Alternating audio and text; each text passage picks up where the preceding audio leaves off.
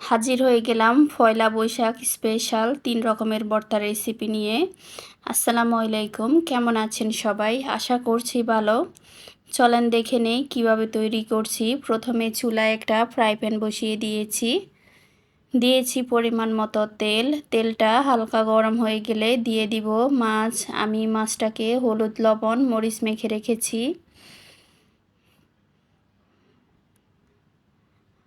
মাছটা এখন উল্টে নিচ্ছি। এক পাশটা হয়ে গেলে এপাশ ওপাশ ভালোভাবে ভেজে নিতে হবে।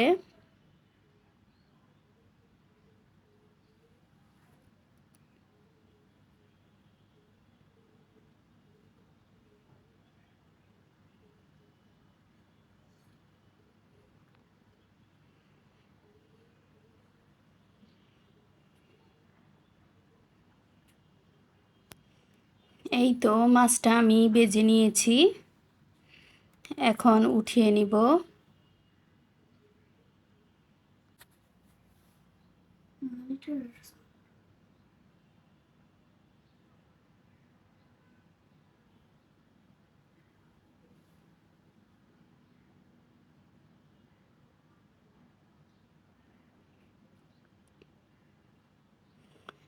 এখন দিয়ে দিব শুকনা মরিচ।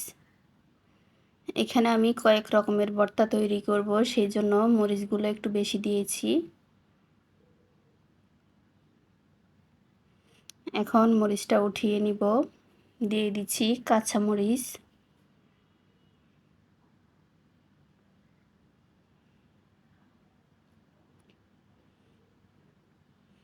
এই তো মরিচটাও আমি ভেজে নিয়েছি, এখন মরিচটা নামিয়ে ফেলবো।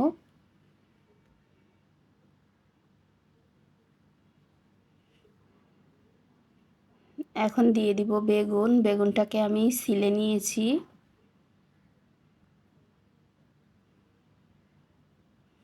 বেগুনটাতে আমি হলুদ, লবণ, মরিচ মেখে এখন ভেজে নিচ্ছি।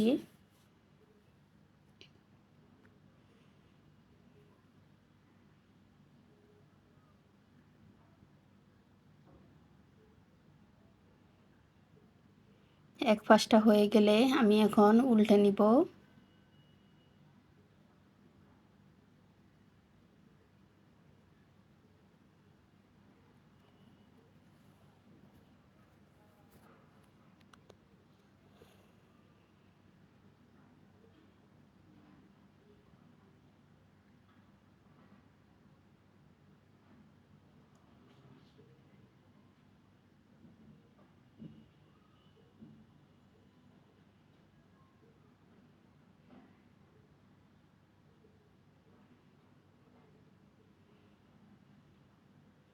এই তো বেগুনটা উল্টে নিয়েছি, এখন নামিয়ে ফেলবো।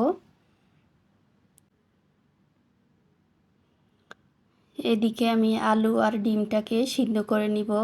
একটা ডিম আর একটা আলু কেটে নিয়েছি, এখন সিদ্ধ করে নিব। দিচ্ছি সামান্য একটু লবণ।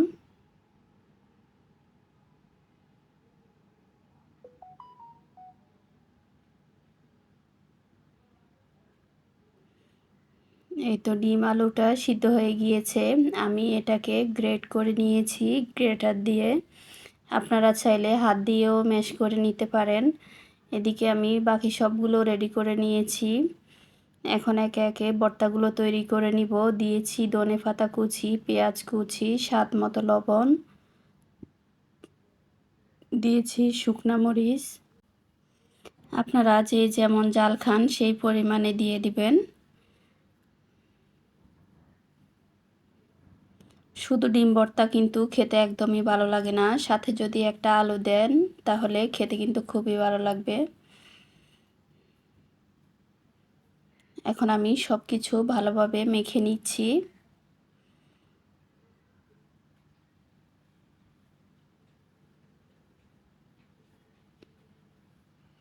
এভাবে একবার ডিম ভর্তা তৈরি করে দেখবেন, খেতে কিন্তু খুবই ভালো লাগবে। এখন দিয়ে দিব সরিষার তেল।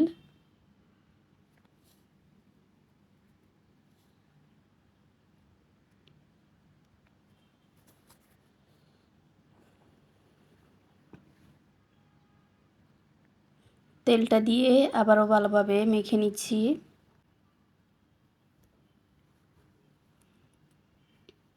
এই তো ভর্তাটা আমার তৈরি করা হয়ে গিয়েছে। আমি এখন অন্য একটা করে নিব। এখানে নিয়ে নিচ্ছি বেগুন, দিচ্ছি পেঁয়াজ কুচি, শুকনা মরিচ। এখন ভালোভাবে মেখে নিব সব কিছু একসাথে।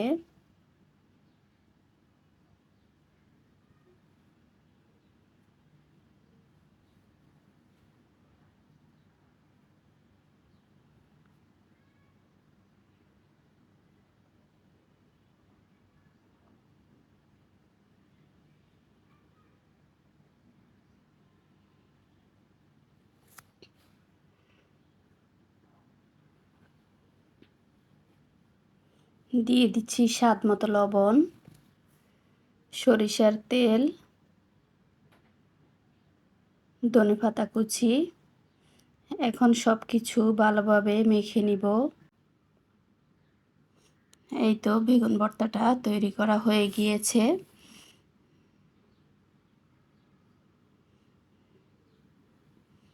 এখন আমি মাছ ভর্তাটা করে নিব। নিয়েছি একটা ব্লেন্ডার জার, বড় কাঁটাটা ছাড়িয়ে আমি ব্লেন্ডারে মাছটা দিয়ে দিচ্ছি।